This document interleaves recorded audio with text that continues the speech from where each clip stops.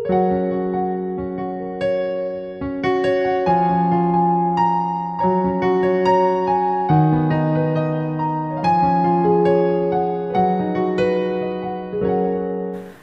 Bapak Ibu Saudara-saudari yang dikasihi Tuhan.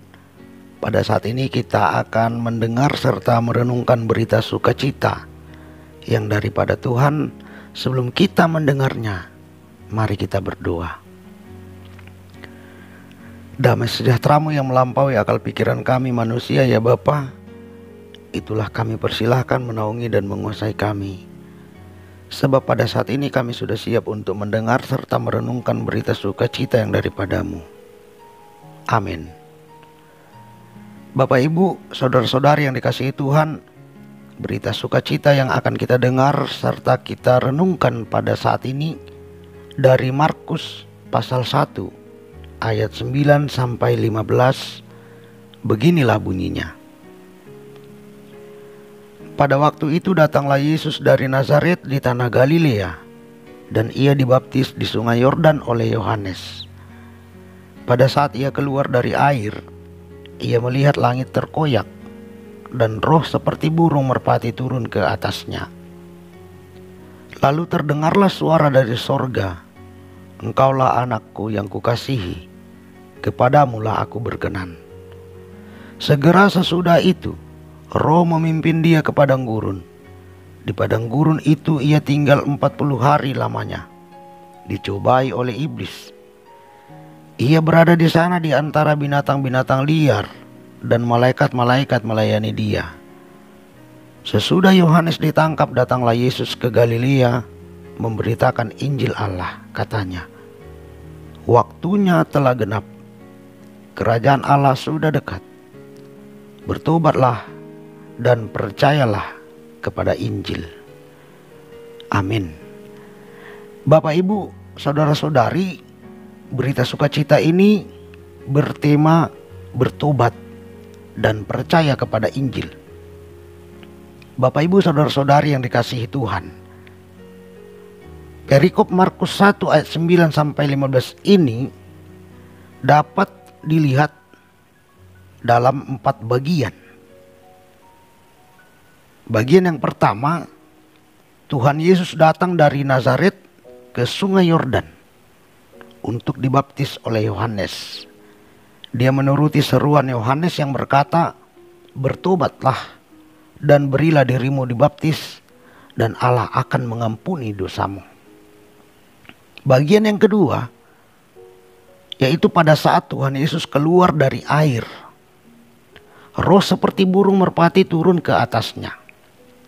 Dan pada waktu itu juga terdengarlah suara dari sorga yang berkata, "Engkaulah anakku yang kukasihi, kepadamulah aku berkenan." Bagian yang ketiga, yaitu sesudah Tuhan Yesus dibaptis, roh langsung memimpin dia ke padang gurun. Selama 40 hari dia di tempat itu. Dia dicobai oleh iblis dan berada di antara binatang-binatang liar, tetapi malaikat-malaikat melayaninya.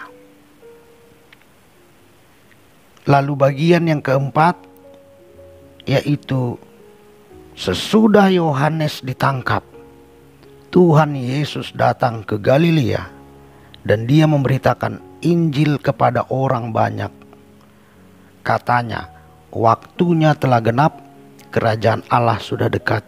Bertobatlah dan percayalah kepada Injil." Bapak Ibu Saudara-saudari, Tuhan Yesus bersedia dibaptis oleh Yohanes bukan karena dia seorang berdosa yang ingin bertobat, melainkan karena dia menerima serta membenarkan seruan Yohanes. Bahkan dia juga memiliki kerinduan yang seperti itu terhadap semua orang. Itu sebabnya setelah Bapa memproklamirkannya sebagai anak yang dikasihi, pada waktu dia dibaptis oleh Yohanes, dia langsung mengikuti pimpinan roh ke padang gurun. Di situ selama 40 hari dia dicobai iblis dan berada di antara binatang-binatang liar, tetapi malaikat-malaikat melayaninya. Dia mempersiapkan diri untuk memberitakan pertobatan, dan setelah masa pengasingan di padang gurun itu dijalaninya, dia datang ke Galilea untuk memberitakan Injil kepada orang banyak, karena Yohanes sudah ditangkap oleh Herodes pada waktu itu.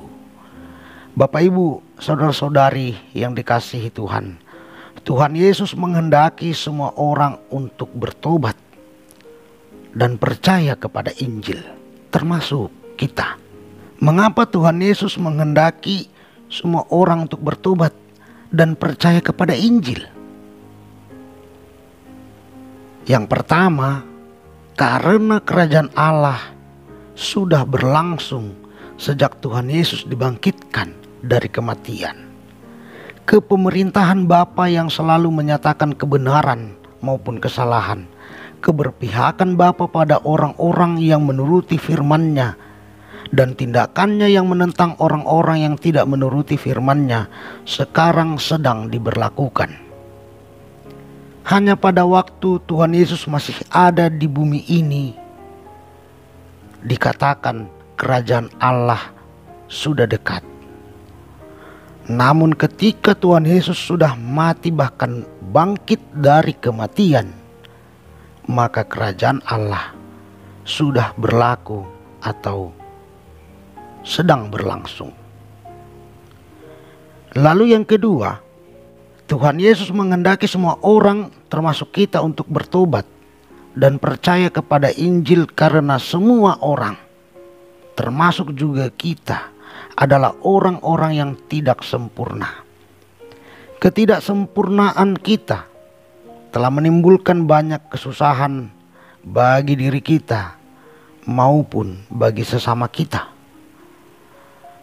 Dan ketidaksempurnaan itu membuat kita menjadi berdosa, bercela di hadapan Tuhan. Hal ini seperti perbuatan Herodes yang menangkap serta memenjarakan Yohanes pada waktu itu. Herodes dengan segala ketidaksempurnaannya telah memandang serta menyimpulkan bahwa Yohanes adalah orang yang bersalah. Perbuatannya membuat Yohanes mengalami kesusahan, penderitaan, dan tentunya dalam hal ini Herodes pun menjadi berdosa karena dia menghukum orang yang diutus oleh Tuhan untuk memberitakan kebenaran. Oleh karena itu, Bapak, Ibu, saudara-saudari, mari kita sungguh-sungguh berbalik kepada Tuhan serta kebenaran-Nya, dan mari kita percaya kepada kabar yang menggembirakan atau kabar sukacita yang sudah dinyatakan Bapa melalui Tuhan Yesus. Itulah Injil yang hendaknya kita percayai, kita ikuti dalam kehidupan kita ini. Sebab dengan pola hidup seperti inilah kita akan disukai oleh Bapa, dan kehidupan kita akan diwarnai dengan perbuatan-perbuatan yang benar serta buah-buah dari kebenaran. Amin. Kita berdoa.